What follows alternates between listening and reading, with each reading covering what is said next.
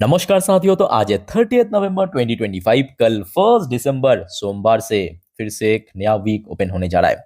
तो बात करेंगे इस वीडियो में शेयर मार्केट से रिलेटेड बहुत सारे इंपॉर्टेंट लेटेस्ट अपडेट शेयर करूंगा आपके साथ। उसके साथ साथ ग्लोबल मार्केट का हालचाल, एफएसडीएस का डेटा और मोस्ट इंपॉर्टेंट पार्ट क्या है, कल मार्केट एनालिसिस। तो रिक्वेस्ट करूंगा आप सभी को प्लीज वीडियो को बिना स्किप के पूरा अंत तक जरूर देखना, और खास करके इस वीडियो की आखिरी 3-4 मिनट पे जब हम मार्केट को समझेंगे, एनालिसिस करेंगे कि कल मोस्ट पब्लिक किस तरह मार्केट खुल सकता है, किस तरह मूव कर सकता है, उस पार्ट को तो कतई मिस मत करना। ओके, तो आइए सर सबसे पहले चेकआउट करते हैं कि आज हमारे मार्केट एनालिस्ट बंधु ने क्या कहा लास्ट डे क्लोजिंग के बेस पे और प्रेजेंट सिचुएशन को ऊपर बेस करके कल यानी 1 दिसंबर मार्केट किस तरह मूव कर सकता है। सो आज इस टॉपिक को कवर किया एलकेपी सिक्योरिटीज की तरफ से एक एनालिस्ट ने। अब क्योंकि देखिए लास्ट डे बाजार क्लोज होने के बाद जीडीपी डेटा इतना धमाकेदार आया है, उम्मीद बहुत बढ़ चुका है। अब इन भाई साहब ने कहा कि अब तो सपोर्ट लेवल मतलब नीचे की तरफ 26,100 और उसके नीचे 26,000, दो ये सपोर्ट पॉइंट मेंशन किया। ऊपर की तरफ कहा कि अगर कल 26,300 को होल्ड कर जाता है ना, तो उसके ऊपर एक बहुत बड़ा डोर ओपन हो जाएगा 26,600 की लेवल तक। साथियों, अगर मैं आपसे पूछूं कि आप लोगों का ओपिनियन क्या है, मतलब कि आपको लगता है कि कल 26,500 600 के रेंज पे निफ्टी पहुंच सकता है, या आपको ये लगता है कि नहीं, इतना जो हाइप क्रिएट किया जा रहा है ये एक्चुअली वर्थ नहीं है, मतलब इतना तो नहीं पहुंचेगा, बट वही लगभग 26,200 300 के रेंज में ही रह जाएगा। जो भी आपके अनुसार लगता है कमेंट करके प्लीज बताइए। अच्छा, अब सेम टॉपिक को कवर किया, देखिए मनी कंट्रोल की तरफ से दूसरे एक और एनालिस्ट ने बाजार के बारे में अपना एक विचार रखा, पॉइंट ऑफ व्यू रखा। देखिए technical view, market extends weekly gain, weeks driven comfort boost bull, Nifty aim for 26,500। तो मतलब फर्स्ट एनालिस्ट की तरह दूसरे एनालिस्ट भी बहुत ज्यादा optimistic 20 EMA exponential moving average को सपोर्ट मेंशन किया as a support point. Bank Nifty eyes 60,000, bank Nifty लिखा भाई ये 60,000 पहुंच जाएगा। और देखिए मेरे ओपिनियन के अनुसार बैंक निफ्टी 60,000 पहुंचना बहुत बड़ी बात नहीं है, बिकॉज लास्ट डे ऑलमोस्ट पहुंच ही गया था, लगभग उसी लेवल के आसपास क्लोजिंग भी दिया था। खैर, इस टॉपिक को साथियों इस वीडियो की आखिरी 3-4 मिनट हम और डिटेल में अच्छे से एक्सप्लेन करेंगे, बट उसके पहले बहुत सारे इंपॉर्टेंट इकोनॉमिकल डेटा, कुछ लेटेस्ट रिपोर्ट अपडेट आया है आपके साथ में शेयर करूंगा। थोड़ा पेशेंसफुली देखते सुनते और समझते जाइए। सबसे पहले हम चर्चा करेंगे कुछ ऐसे इकोनॉमिकल डेटा जो कि लास्ट डे बाजार क्लोज होने के बाद से लेके अभी आउट हुआ, जैसे कि भारत की विदेशी मुद्रा भंडार यानी फॉरेक्स रिजर्व की डेटा हमने देखा लास्ट वीक के अकॉर्डिंग 4.47 बिलियन के आसपास हमें ड्रॉप देखने को मिला। और अभी भारत के पास जो टोटल फॉरेक्स रिजर्व बचा है 688.10 बिलियन डॉलर।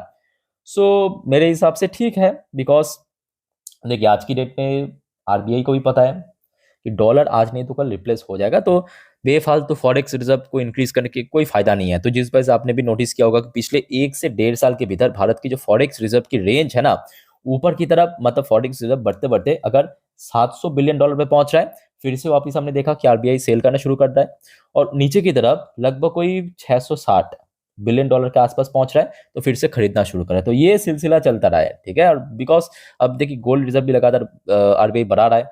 अच्छा, आरबीआई की तरफ से एक और रिपोर्ट आप देखिए, ये लास्ट डे की अपडेट है।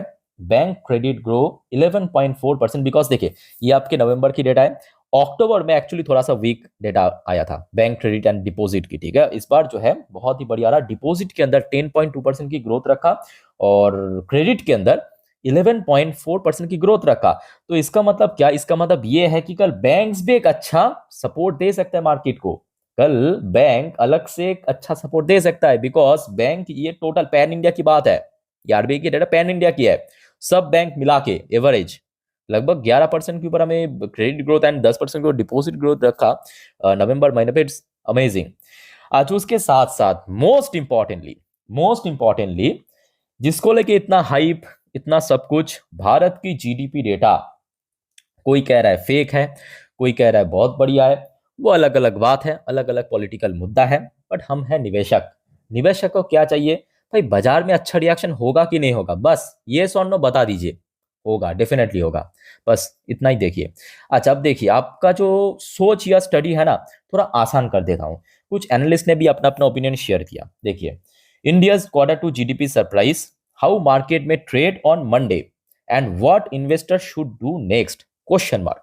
आइए देखते हैं कि हमारे मार्केट एनालिस्ट ने इस बार क्या कहा। ध्यान से सुनना। India stronger than expected. Obviously, 8.2% GDP growth in second quarter has likely set the stage for a firm start to the week। मतलब एक बहुत अच्छा शुरुआत हो सकता है। With most analyst expecting the market to open higher on Monday। ये देखिए, तो मतलब मोस्टली एनालिस्ट का मानना यह है कि कल सोमवार के दिन बाजार थोड़ा हायर रेंज पे ओपन हो सकता है। The print has beaten all forecast. जितने भी फोरकास्ट है, मैं आपको इवन शुक्रवार के दिन भी बताया था, इवन मेरा जो अनुमान था ना उसको भी बीट कर दिया। मेरा अनुमान था लगभग 7.8% के रेंज में हो सकता है, उसको भी बीट कर दिया seriously. Revive confidence in domestic demand and reinforced India's position as a standout market at time when global cues remain uneven। जो आप देखने को मिल रहा है आज के डेट में, तो मतलब एनालिस्ट के हिसाब से काफी अच्छा ओपनिंग हो सकता है। अब देखिए, भारत की एक इकोनॉमिस्ट है, उनके तरफ से क्या कहा। We are beginning to see the result. कौन सी रिजल्ट? जी हाँ, ग्रोथ की रिजल्ट की बात कर रहा है economist on India's 8.2% quarter two GDP growth. यानी चाहे इकोनॉमिस्ट की बात करें, एनालिस्ट की बात करें, या अलग अलग एजेंसी की तरफ से बात करें, मार्केट के लेके बहुत ज्यादा ऑप्टिमिस्टिक दिख रहा है ना। अच्छा, साथ ही साथ एक और एनालिस्ट जिनका नाम है सुदीप शाह। सुदीप शाह ने सीधा सीधा ये भी कह दिया कि से निफ्टी आईटी में bit it's June swing high next month. तो आईटी सेक्टर को लेके भी ये भाई साहब बहुत एक ऑप्टिमिस्टिक है। ओके, और साथ में 2 शेयर सजेस्ट भी किया है। अच्छा, उसके साथ साथ देखिए, ये भी एक बहुत बड़ी फैक्ट है कि इस साल खास करके 2025 में एफआईएस ने रिकॉर्ड सेल किया। इसको भी हम कभी इग्नोर नहीं कर सकते, और ये भी एक बहुत बड़ी वजह है जिस वजह से 2025 में मार्केट बढ़ ही नहीं पाया, है कि नहीं। बट नवंबर पे ये जो सेल ऑफ थोड़ा कम हो चुका है। पूरा नवंबर पे टोटल 3,765 करोड़ सेल किया है, पहले से काफी कम। अब मैं कहूंगा, देखिए एफआईएस की क्या, जहां पे इंटरेस्ट मिलेगा वहीं पे आ जाएगा। अब भारत की डेटा इतना बढ़िया हो रहा है, इकोनॉमिकल ग्रोथ इतना शानदार हो रहा है, स्ट्रांग हो रहा है, तो आई थिंक एफआईएस आने का बहुत बड़ा चांस है। और एफआईएस एक बार एंट्री ले लिया तो जान के रखिए, यहाँ पे 26,000 27,000 अरे कुछ भी नहीं है, 30,000 पे पहुंच जाएगा। बस आप देखते जाइए, बस एफआईएस की एंट्री, मतलब एफआईएस की अगर फ्लो आ गया, बस आराम से पहुंच जाएगा। अच्छा, उसके साथ साथ साथियों एक और इम्पोर्टेंट अपडेट आप लीजिए, ये और कल एक पर्टिकुलर सेक्टर में इंपैक्ट पड़ सकता है। ये आज रात की अपडेट है। न्यू लेवी मतलब बेसिकली एक टाइप की टैक्स है, seek to replace GST compensation cess on tobacco product pan masala. ठीक है, तो जितने भी टोबैको मैन्युफैक्चरर है उसके शेयर को वो नजर रखना। For example ITC, VST industry, Godfrey Phillips. ठीक है, तो यहाँ पे क्या कह रहा है, देखिए ये कोई ऑफिशियल अपडेट नहीं है, मेरे बात को ध्यान से समझना। ये एक सूत्रों की तरफ से खबर आया, सोर्स की तरफ से खबर आया कि the government will introduce 2 bill introduce किया जाएगा in the Lok Sabha which are likely to replace GST compensation. 2 bill ऐसे लाया जाएगा जो जीएसटी को रिप्लेस कर देगा इस पर्टिकुलर प्रोडक्ट के ऊपर, टोबैको बेस्ड प्रोडक्ट के लिए। ठीक है, जैसे कि सिगरेट हो गया, पान मसाला हो गया, और आज की डेट में तो 28% जीएसटी देना पड़ता है इस प्रोडक्ट के ऊपर। ठीक है, सो कल बेसिकली इसके कारण जितने भी टोबैको मैन्युफैक्चरर है उसके ऊपर नजर रखना। अच्छा, आज वैसे चाइना की एक इंपॉर्टेंट इकोनॉमिकल डेटा आउट हुआ, और भारत के लिए मैं कहूंगा बहुत ही सकारात्मक ये है डेटा है। चाइना's factory activity shrink again in November, service activity cool. तो मतलब चाइना की जो सर्विस एक्टिविटी डेटा वो ठीक ठाक है, स्टेबल है, बट फैक्ट्री एक्टिविटी मतलब जो फैक्ट्रीज की ग्रोथ है वो थोड़ा सा इस बार श्रिंक कर गया, कम हो गया। अब ये भारत के लिए बहुत सही बात है, याद रखना। ठीक है, बिकॉज भारत में हमने देखा जितने भी मैन्युफैक्चरिंग कंपनीज वो चाइना को छोड़ छोड़ के आ रहा है। उसका प्राइम एग्जाम्पल आपके सामने, चाइना की लगातार जो फैक्ट्री एक्टिविटीज, मैन्युफैक्चरिंग एक्टिविटीज वो ड्रॉप हो रहा है, भारत की बढ़ रहा है उस हिसाब से। ठीक है, अच्छा, उसके साथ साथ भारत की प्रधानमंत्री मोदी जी की तरफ से भी कुछ बड़े बयान आया है। देखिए, मोदी जी ने आज मन की बात, जो उनका एक प्रोग्राम होता है ना, वहां पे कहा swadeshi shopping to winter tourism, Modi urge support for India made goods. अच्छा, उनका जो एग्जैक्ट बयान था मैं आपको थोड़ा पढ़ के सुनाता हूँ। अब देखिए, मोदी जी की बयान में, अब आपको बार बार कहता हूँ, यहाँ पे आप अगर पॉलिटिकल नज़र से देखेंगे तो आपको अल्टीमेटली कुछ समझ नहीं आएगा या आप नहीं समझेंगे। आप एक निवेशक की नज़र से देखिए, क्योंकि मोदी जी कोई मतलब देखिए सिर्फ और सिर्फ बीजेपी की जो एक नेता है वैसे तो नहीं है, भारत की प्रधानमंत्री है। तो भारत की प्रधानमंत्री की जो स्टेटमेंट जो जो सेक्टर्स को लेके बहुत फायदा होता है, मतलब मार्केट के लिए बहुत इंपॉर्टेंट है, ठीक है। तो इन्होंने कहा prime minister Narendra Modi on Sunday lauded the country's push for consumption of locally made product, तो मतलब made in Indian product, and asks citizen to continue buying and selling product made in India. तो भारतीय के लिए कहा, मतलब भारत के लोगों के लिए कि सर आप बाइंग एंड सेलिंग मतलब खरीदे बेचे मेड इन इंडियन प्रोडक्ट होना चाहिए, specially as a new wave of shopping is set to begin in the coming days for Christmas new year. तो ऑब्वियसली बात है आगे दो बड़े इवेंट है, न्यू ईयर क्रिसमस, तो उसके बारे में लोग हमेशा खरीदते हैं, और ऑब्वियसली भारत में अभी वेडिंग सेशन भी चल रहा है। तो ये मोदी जी की तरफ से आज कथन आया है। आज उसके अलावा देखिए और भी कुछ अपडेट है, जैसे कि Mumbai property market record best ever November, momentum sustain growth cycle. तो ये रियलिटी सेक्टर के लिए बहुत सही बात है। अच्छा उसके साथ साथ एक और अपडेट आप देखिए, centre working on FDI, FDI मतलब foreign direct investment, foreign direct investment reform in nuclear. कौन कौन से क्षेत्रों में कोशिश करे कि सरकार की इसमें विदेशी निवेश आए, nuclear sector, defence sector, insurance sector, agriculture sector, ठीक है। तो ये चारों सेक्टर को दोस्तों पर नजर रखना, सब वाइटल है कल के लिए, बहुत वाइटल। उसके साथ साथ एक और इम्पोर्टेंट थोड़ा सा न्यूज जान लीजिए, एक्सचेंज की तरफ से NSC revise quantity freeze for FinNifty from 1 December. अच्छा क्वांटिटी फ्रीज मतलब जिनको नहीं मालूम जान लीजिए, देखिए क्वांटिटी फ्रीज होगा तो मार्केट में और ज्यादा स्टेबिलिटी आएगा, बट ये सिर्फ और सिर्फ एक इंडेक्स के लिए, वह है फिन निफ्टी या फाइनेंशियल सर्विस सेक्टर की जो इंडेक्स है उसके लिए। पहले कितना था 1800, अभी कितना 1200। तो इसका मतलब यह है कि क्वांटिटी फ्रीज मतलब अगर कोई मान लीजिए कि कोई बहुत बड़े निवेशक या बहुत बड़े ट्रेडर्स अगर ह्यूज यहाँ पे ऑर्डर प्लेस करता है ना, वो ऑटोमेटिकली जो फ्रीज हो जाता है एक लिमिट के बाद, एक लिमिट के बाद वो ऑटोमेटिकली फ्रीज हो जाएगा। वो पहले था 1800, अभी उसको कम करके 1200 कर दिया। तो इसमें क्या होगा, ये जो आपने देखा कि अक्सर एक्सपायरी के दिन बाजार बहुत ज्यादा वॉलेटाइल होता है, इसी वजह से होता है। तो वॉलेटिलिटी थोड़ा कम होगा मार्केट में, स्टेबिलिटी बढ़ेगा। क्लियर। चलिए दोस्तों अगले अपडेट पे, जियो पर आपके ग्लोबल मार्केट की अपडेट। और उसके पहले दोस्तों आप सभी को एक छोटा सा रिक्वेस्ट करूंगा, देखिए इसके बाद जो वीडियो मैं डालूंगा इस चैनल पे रात की 12 बजे वाली वीडियो, मतलब जिस पर हम जियोपॉलिटिकल टॉपिक को कवर करेंगे, मिस मत करना। आप अगर जल्दी सो जाते हो डोंट वरी, चैनल पे वीडियो मिल जाएगा, सुबह उठ कर देख लेना, और प्लीज चैनल को सब्सक्राइब करके अभी से ही रख दीजिए प्लीज, ठीक है। अच्छा लास्ट डे वैसे यूएस मार्केट की सेंटिमेंट तो काफी बढ़िया था, चाहे डॉ जोन्स की बात करें, नेस्डेक की बात करें, बहुत अच्छे लेवल पे क्लोजिंग दिया।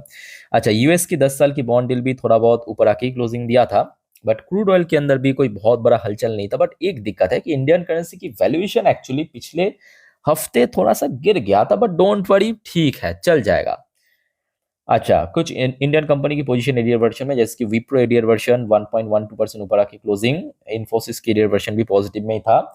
इवन एचडीएफसी बैंक की एडियर वर्जन भी ½ % ऊपर क्लोजिंग दिया। इवन आईसीआईसी बैंक की एडियर वर्जन भी 0.71% पॉजिटिव में ही क्लोजिंग दिया।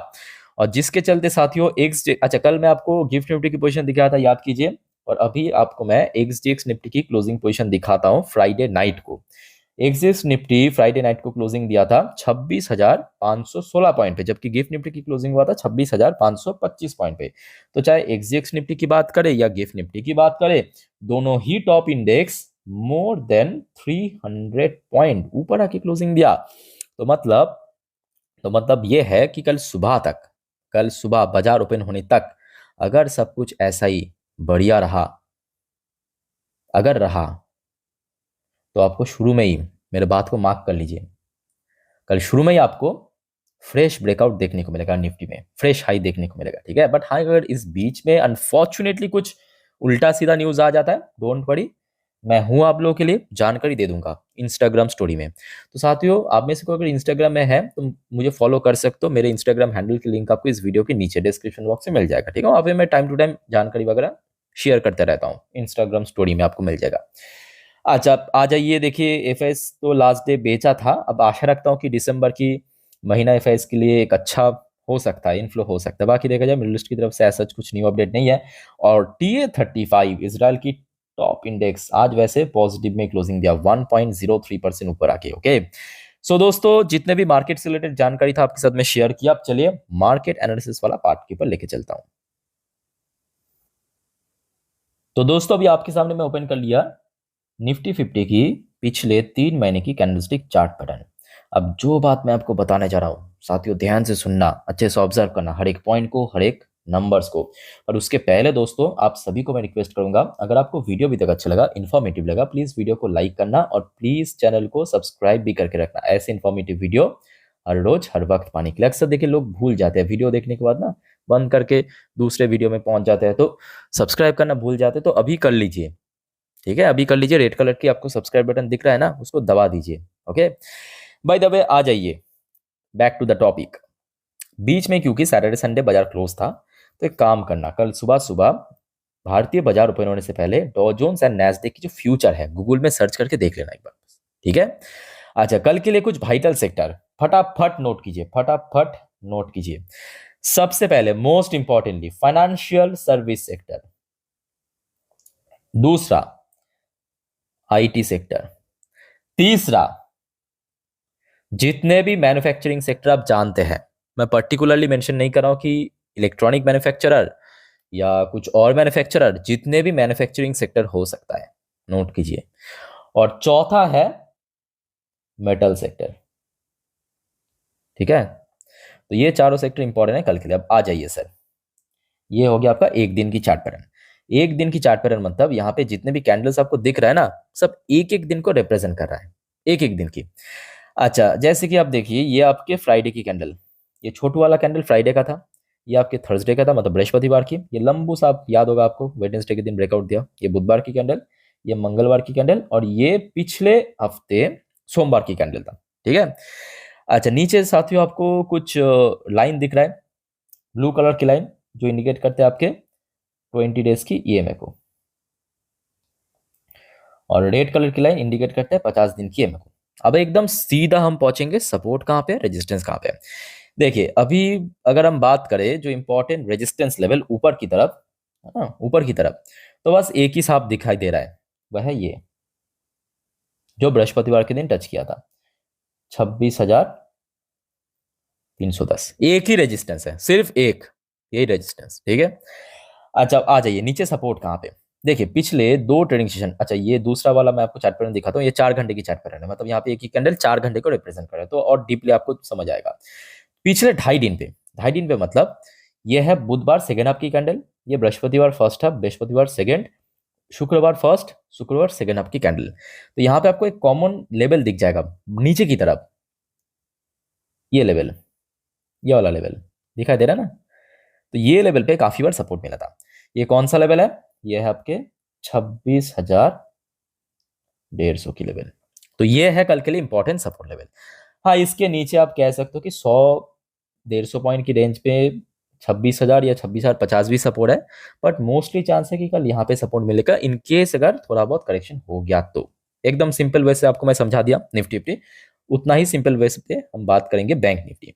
बैंक निफ्टी के लिए ऊपर अभी कुछ बचा नहीं है। लास्ट डे भी बैंक निफ्टी अपने लाइफ टाइम हाई को अचीव किया है और लगभग उसी लेवल पे क्लोजिंग भी दिया, काइंड ऑफ फ्लैट में। बैंक निफ्टी के लिए बस अभी 60,000 की लेवल ही इंपॉर्टेंट है, 60,000। बैंक निफ्टी के लिए एक दिक्कत भी है, जहां पे निफ्टी 50 अभी भी ओवरबॉट को क्रॉस नहीं किया, but bank Nifty overbought cross कर चुका है, ठीक है। अब देखिए, ओवरबॉट क्रॉस कर चुका मतलब ऐसा बिल्कुल भी नहीं है कि गिरावट होगा या एकदम से मतलब धस जाएगा, ऐसी बात नहीं है। थोड़ा बहुत अनस्टेबल पोजीशन पे, ठीक है। और नीचे की तरफ मैं कहूंगा बैंक निफ्टी के लिए, जहां पे पिछले 2 दिन पे सपोर्ट मिला, यानी 59,500, ठीक है। सो निफ्टी 50, बैंक निफ्टी डिटेल में आपको मैं समझा दिया। और कोई आपका डाउट्स या कंफ्यूजन है इस बारे में, कमेंट करके प्लीज पूछना। और वीडियो को वाइंड अप करने से पहले साथियों, याद रखना जो हमेशा आपको मैं कहता हूं, बाजार बहुत ज्यादा रिस्की है, तो गलती मत करना, गलती से भी FNO trading, intraday, put call, buy sell, hold, इन सब चक्कर में बिल्कुल मत पड़ना, खासकर इस बारे में आप कोई भी नॉलेज, जानकारी, एक्सपीरियंस नहीं रखते तो नॉर्मली वीडियो देखिए, सीखिए, जानिए। कोई दिक्कत है तो मैं हूं आप लोग के लिए, कमेंट करके पूछिए। और साथियों, प्लीज चैनल को सब्सक्राइब करना मत भूलना, ओके। तो इस वीडियो को वाइंड अप करता हूं, मिलते हैं नेक्स्ट वीडियो में। टेक केयर, बाय बाय, जय हिंद।